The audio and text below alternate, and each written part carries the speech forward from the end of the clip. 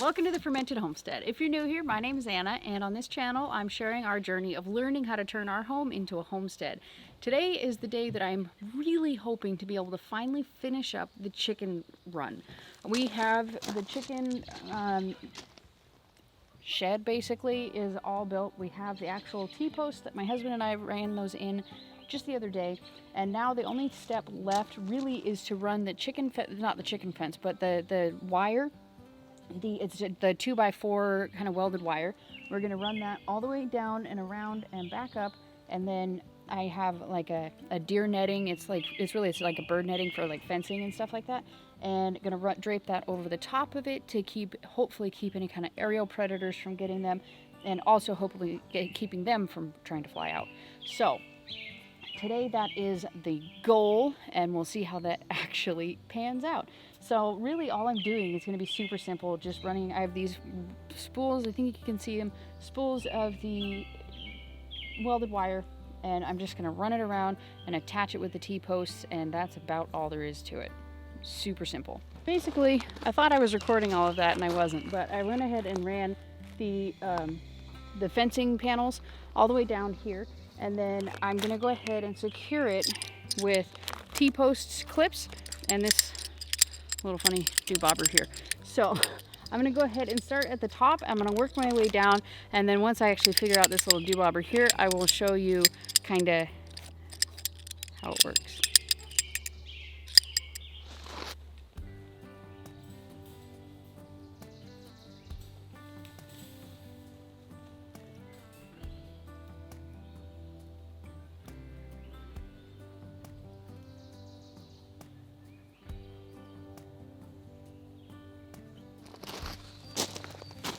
These little things are just a little bit challenging, but we're almost done. We just have this one little section here to do, and then, you know, probably add in a few more. I only have 2 on each post, and I'm gonna have to figure out a way to make sure that it stays close to the ground, because my ground here is so unlevel. I mean, you can just tell based on looking at it that it's uneven, but it's also lots of dips and holes and things like that. So it's going to be a challenge. I need to figure out how to get it to meet the ground so that, number one, the chickens won't dig out and predators can't dig in, or at least make it very difficult for them to dig in.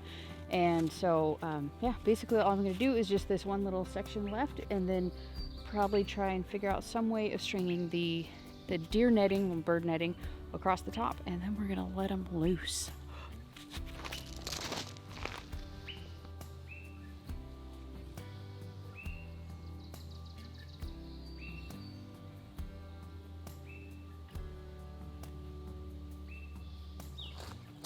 Okay, so just to show you this kind of tool thing for the T-post clip bender, this is what I got. I found it at Tractor Supply. My husband told me about it, and he said he'd seen it on videos and stuff. It was like, I think it was 16 and change, something like that. But anyways, it's pretty easy to use, and it definitely, as opposed to the one clip that we tried to do before I went to the store and bought this one, it's worth $16 and change. It's worth way more than that. So let me kind of show you what I'm doing with it. And this one's going to be a little bit of a challenging one because it's on such a downward slope. I'm not sure how I'm going to do it, but we're doing it and we're learning how to do it. And as you can definitely, I'm sure, see very easily, this is not a how-to tutorial on how to run or pull or any of that sort of thing with the fence. It's just me trying to set up a very basic chicken run that is not professional quality at all. Not even a little bit. So we're just gonna figure it out. Basically, I just want to get my chickens outside of their coop and have some freedom, and that's about that, because I got other chickens that need freedom too. So there's just not enough room there's not enough room just in there to let them be all the time, and they are towards the end of their week in confinement, basically to help them to get adjusted and know that that's home. So now the week is over, and I need to get this thing finalized and get them out.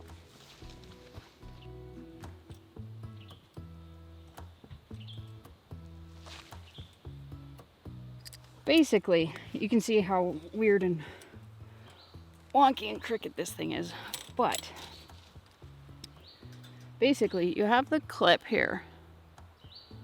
Two different sides. This is more of a hook, and then this one kind of loops around. And so basically, all I'm going to do is I'm going to hook it in there. I'm going to hook it on the wire there, and then bring this one, both sides of it in front. It doesn't hook. And then you take this little latch thingy, stick it in there, and pull it down. Push it, and then you go around to the other side, and then you're going to pull it. You're just kind of twisting it around. So that side will be secure. And then this side, it's got a little hole right there. You hook that on the end of this one and pull it up.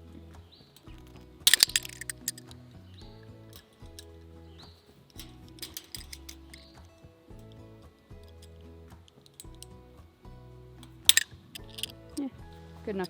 So that's about all there is to it. I just have one more post left, and then we're done with this portion of our evening. So if you couldn't tell by now, I'm kind of winging it and trying to figure all of this out as I go and as it relates to the situation that we are in. And so in order for me to be able to get the netting on top of all of this, I kind of feel like I need something for it to rest on. Basically what I'm going to do is I'm just going to run and zigzag a bunch of yarn across the top. And I know this is not going to be a long-term solution. It might break anytime soon. Who knows what's going to happen with it, but I'm going to give it a try and see if this can kind of help it to stay up, you know, at least so we can just kind of duck down a little bit in the pen for now until we have the opportunity to actually build it up a bit higher. So that's kind of the plan, and we'll see how it goes. Yeah.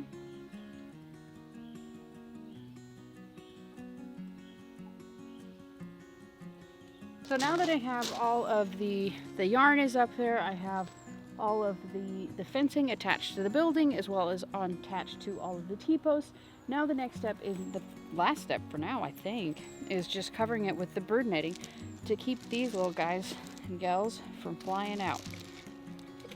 And it's just like netting, like a very thin, kind of like fish net almost, but it's plastic. So I'm just going to go ahead and attempt to figure out how on earth I'm going to get this in here. I think I'm going to start on the far side because that one is a bit straighter. So I'm going to start on the far side, just run it as far as it'll let me as I can, and then turn around and go back up that way. That's about all there is to it. I mean, I'm not trying to make this super complicated.